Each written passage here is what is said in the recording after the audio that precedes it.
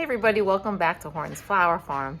So today on this video, I'm going to talk to you about the 6 costly mistakes flower farmers make and how to avoid them to make the most profit in your business. So let's get started. All right guys, so coming in at number 1 is something that I learned last year that I'm trying to fix this year, and that is succession planting. Succession planting is important because your crop and your flowers will bloom later in the season, and you will have flowers all the way to the end. Now this is important because things can go wrong, flowers get tired and go to seed, and if you succession plant, you won't have this problem. You will have fresh blooms all season long. So typically for things like zinnias and marigolds and cosmos, you want to do 3 different succession plantings.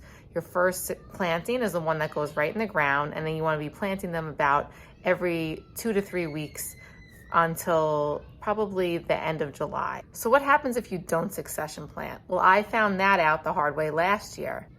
Last year was a very dry summer, and my zinnias suffered. My marigolds really suffered because they died out right at the beginning of September, and I had no marigolds. So I had a 100-foot row of completely dead marigolds because I had no succession planting.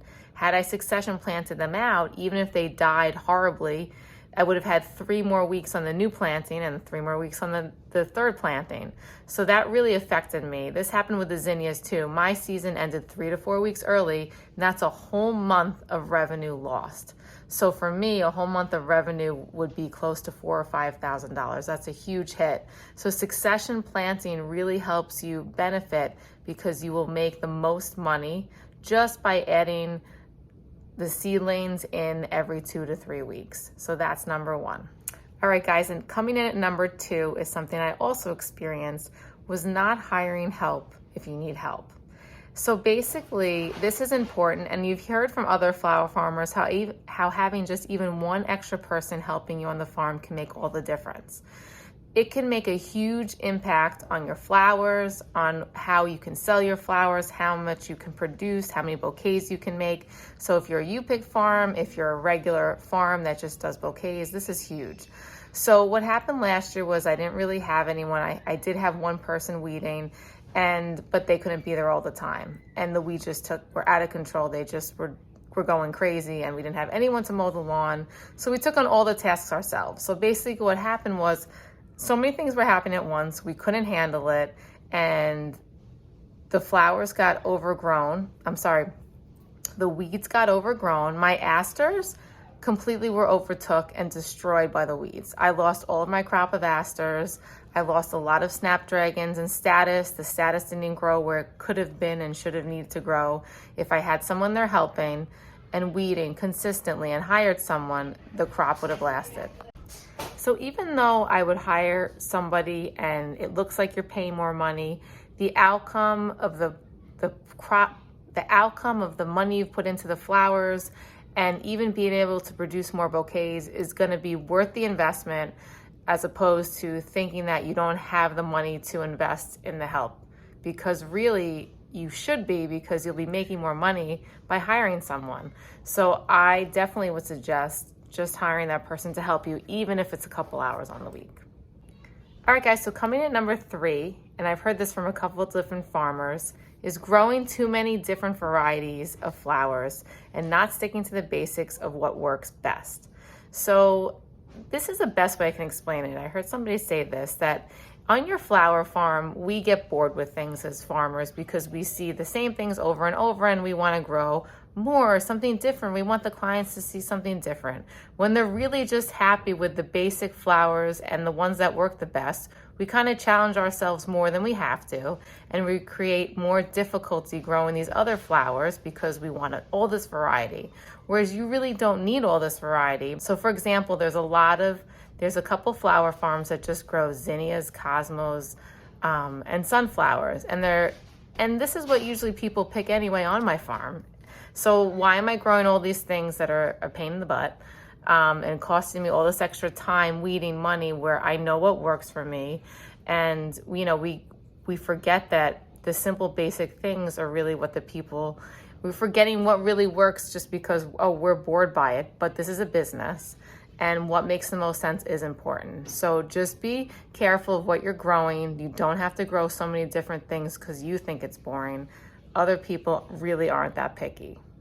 All right, guys, so number 4 on my list is advertising and getting your name out there. I know they say word of mouth is important, and yes, it is important. And this is going into my second real year. And what I decided to do this year was pay for advertising. Now, you can pay large companies for advertising, could cost you thousands of dollars. I probably wouldn't recommend that. What I'm doing is advertising on social media because it's cheaper and people are always on there. So let me tell you how well my advertising is going this year.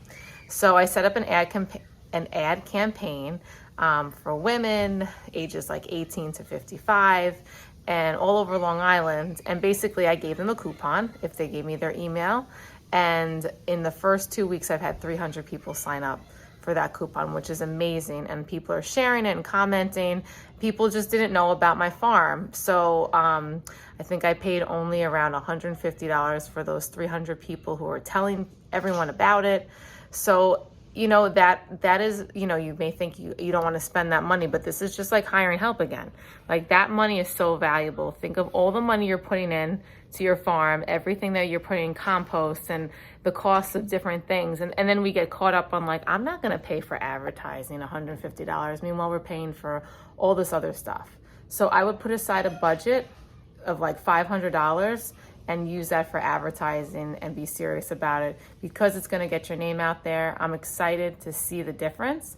My goal is to double my revenue from last year, which was I made $6,000. So my goal is to double that this year and hopefully at least break even in year 2 and then profit in year 3. So I would definitely recommend putting aside a budget for advertising. All right, guys, so the next one on my list is something that's so simple that you have to do, and I'm sure you've heard it before, and that is getting your soil tested.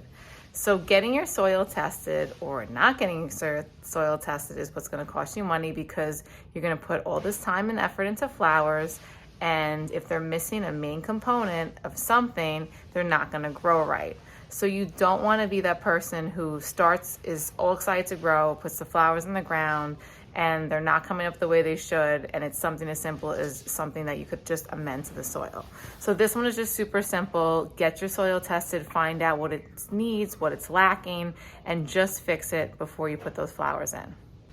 All right, guys, so number 6 is growing too fast. And what do I mean by growing too fast? I mean by expanding your business into multiple different things before you've really accomplished one thing that you're really good at. So for example, a lot of people want to make the most amount of money. They'll do farmers markets, they'll do CSAs, they'll get into the wedding industry, into events and different things that they're just not ready to scale their business to yet. They don't have the help that they need. And basically you suffer that way because you're trying again to do too much and you're not doing one thing good and learning that. So my advice for that is just get really good at doing one thing and slowly scale your business so you're not getting burnt out. Because what happens is if you get burnt out just trying to do all these different things, you're gonna fail on all levels again. So take your time. All right, guys, I hope this was helpful. And I hope that you guys make a lot of money in your flower farming businesses. If there's something that I missed that you want to add in the comments below, feel free to. And don't forget to like and subscribe, and I'll see you guys soon.